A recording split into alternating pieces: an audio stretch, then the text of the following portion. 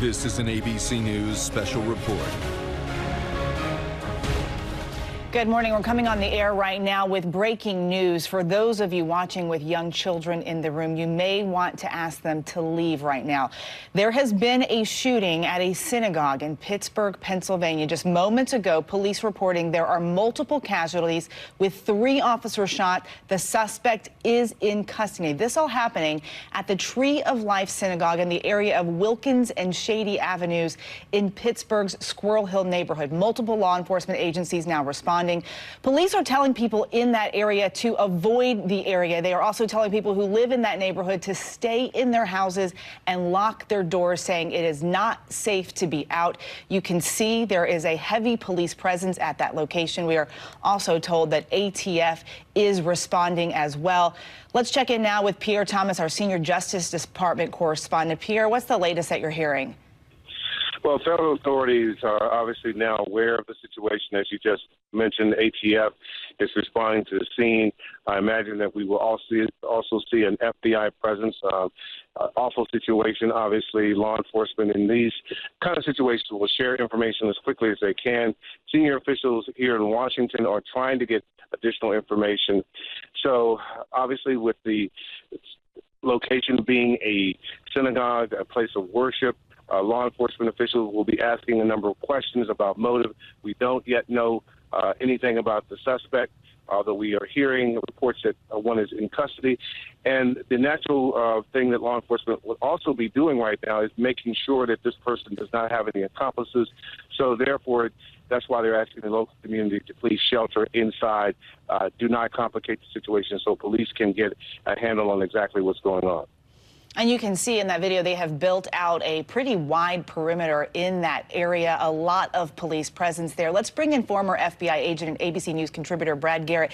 Brad, can you walk us through what police are doing right now? We know they are inside that synagogue. So it would appear, Eva, you got one shooter who is in custody, but the problem is until you actually clear the building, go in every room, every broom closet, every corner of that synagogue, you can't say for sure it's a clear building because did he bring someone with him? Are there possible explosives? My guess is none of that's going to be the case, but you can't take a chance. So that's why we probably are not going to hear anything for a period of time. I will say this. They said there's 3 police officers shot. Most synagogues have extra security, and many times the police are the extra security because of the obvious. And so they may have confronted this guy early on, and sadly got shot. Let's bring in former FBI special agent in charge and ABC News contributor Steve Gomez, talking about those officers that were shot. And we're only hearing about multiple casualties, not a specific number. Can you comment about what these officers may have been facing and just how violent this may have been? Yes, good morning, Eva. So it's a very interesting dynamic here. You've got 3 officers shot. You have a suspect who is described as having surrendered. I have to believe that when the suspect was inside, the officers made entry because they probably heard either shots being fired or a lot of yelling and screaming, and they had to make entry. They had to try to bring a stop to this situation. So they go in there, and obviously since they were shot, it must have been a gun battle. So it's very interesting that the suspect has surrendered because a lot of times these suspects, when they get into that kind of gun battle, I mean, they're there to die for their fight. I mean, whatever they're there for, they realize they're gonna probably end up going at it with the police. So it's interesting that he surrendered. It'll be a big question as to what happened at that point, but hopefully these officers are safe and they're going to be okay. Let's bring in former Dallas police chief and ABC News contributor David Brown. You were the police chief in Dallas during that mass shooting that happened there. When officers go into a situation like this, how do they walk into a building? You walk in very carefully, but with a sense of urgency because time is of the essence to stop the shooter from causing more harm. And you consider all the possibilities as you walk through this building, searching for any and all threats, both from persons like the shooter, and we have to consider bombs at this point in the conversation, because this is front of mind for police given the situation of the bombing with the packages being mailed. So we have to consider all and any possibilities of why this happened, motives, and there's a really rush from an investigative standpoint to figure out what the motivation from this person was. So so going to his home, friends and family, all those considerations are being played out now. Let's check back in with Pierre. Because this is a house of worship, a synagogue, how are investigators dealing with this differently than they would say any another building that wasn't a house of worship? Well, obviously that is of concern. But the first thing law enforcement wants to do, number one, they want to get the situation under control. Number two, as soon as they identify the suspect, they will immediately begin a background check on this person to try to understand what the motive may or may not be. Obviously, because it's a place of worship, a synagogue, there'll be questions about whether this could be a hate crime, but we just don't know enough information to make those kind of decisions. But that is among the kinds of questions that law enforcement will be asking. We're watching this video here of this neighborhood, and you can tell looking at it that it is very much a residential neighborhood, Pierre. We saw the police come over specifically to talk to cameras because of the concern. How does that affect what they do as they try to get through the synagogue and when they were trying to find the active shooter and trying to clear that scene? Well, public safety becomes such a concern in these moments, and law enforcement has learned that they need to communicate with the public quickly to tell them where to go, where not to go. In this situation, they wanted people to stay away from that area until they could get the situation under control. So, you see this protocol, unfortunately, playing out time and time again because we're having so many mass shootings on such a regular basis. This is now almost routine in this country to see multiple people shot in situations just like this. We're watching video now. It looks like SWAT team members going in and out of that area. What are they doing at this point as they walk back and forth? Well, right now, as Brad talked about, you want to search that synagogue room by room, make sure there are no other accomplices, make sure there are no other weapons, make sure there are no booby traps, make sure there are no bombs or anything like that. That is the primary thing that the SWAT teams will do. And then you have layers and layers of other law enforcement officials who will be involved in forensics. But right now, again, the main thing is to help the injured, make sure that they get the place secure, and make sure there are no more accomplices. They specifically told people in that neighborhood to lock their doors and stay inside. Why would they tell them to do that?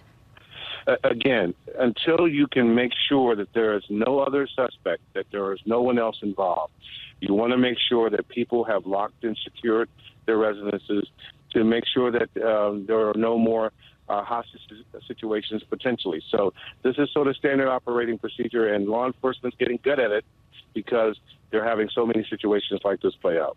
And we are hearing that multiple law enforcement agencies are responding to this scene. We've heard that the state police are also involved here as well. Pierre, as they all descend on this area and they begin to work together, how does that all work out?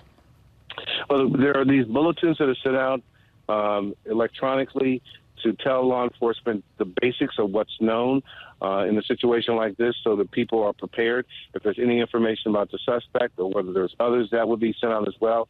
And they know right now, because of 9/11 and other terrorist incidents, that they have to work together as a team. You have joint terrorism task forces where law enforcement are communicating with each other all the time. And in this situation, the state police, the FBI, the ATF, the Pittsburgh PD, all of these folks have working relationships, and they apply those relationships just for times like this. All right, thanks, Pierre. Let's bring in Alan Birkin. He's a rabbi emeritus at the Tree of Life Synagogue. This is a synagogue that you have attended for quite some time. Can you tell us what it's like? Well, unusually, for the last couple of years, we actually have three different religious groups that are meeting in our building on Saturday morning with three distinct services. That's been going on for a couple of years, and it's sort of exciting on one level. for an old 160-year-old synagogue to have that situation. But this morning, my wife was sick and asked me to please not go to services, so I did not go. So I can't give you a first-hand account, except that I live around the corner, and the police knocked on my door and said, do not go out of your house. We have an active shooter. So there were police officers coming around door to door to check with the neighbors? That's correct. We live in a very Jewish neighborhood. Squirrel Hill is a part of the city of Pittsburgh. It's about 40% Jewish, and it's known as a Jewish community. Now, have you heard from any of your friends who are inside the synagogue? No. Any of your friends that potentially have gotten out? I have not heard from any of them, no. So at this point, you're waiting to hear anything? That's correct. Anything that you're hearing from law enforcement other than just to stay in your home? Just the fact that he's I heard he was in the third floor of the building, which is where my study is. That's the only office up there. So they have him secured in there, as far as I know. You describe that neighborhood as a neighborhood that's known for having a Jewish community in it.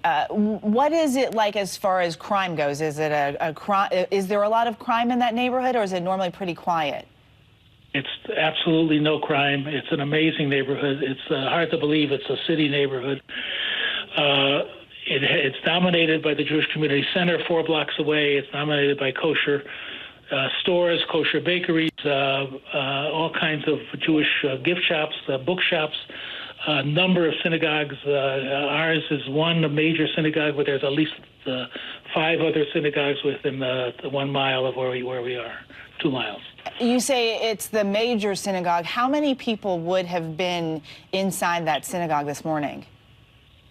I'm going to guess about 75, but it's just a guess. It depends on whether there's an event. We did not have a bar bat mitzvah in the building this morning, thank God. We did last week, so there would have been hundreds and hundreds, but this week there wasn't. They're reporting now multiple casualties, 3 officers shot. When you hear that information, what goes through your mind? I'm stunned. It's the first time hearing it. I'm so sorry. So sorry. I happen to be a police chaplain. I'm going to get my outfit on and go out there if they'll let me. I don't know if they'll let me. All right. Well, thank you for taking your time out to speak with us this morning. Let's check back now with Pierre Thomas. Any updates that you're hearing as far as what's happening there on that scene now? Again, we're working all of our sources, trying to get additional information. As you can imagine, law enforcement's focus is getting support there right now. The federal government has not gotten much of a readout that they can give us just at the moment, but we're working it very closely and hope to have something additional shortly. All right, thanks, Pierre. And we are hearing that NYPD and LAPD both sending extra teams to synagogues and Jewish locations throughout those 2 cities. Once again, there has been a shooting at the Tree of Life Synagogue in Pittsburgh, Pennsylvania. Authorities are reporting multiple casualties with 3 officers wounded, and a suspect is in custody. We're going to return now to regular programming. You can get the latest anytime at abcnews.com. I'm Eva Pilgrim in New York. Have a good day. Hi, everyone. George Stephanopoulos here. Thanks for checking out the ABC News YouTube channel. If you'd like to get more videos, show highlights, and watch live event coverage, click on the right over here to subscribe to our channel. And don't forget to download the ABC News app for breaking news alerts. Thanks for watching.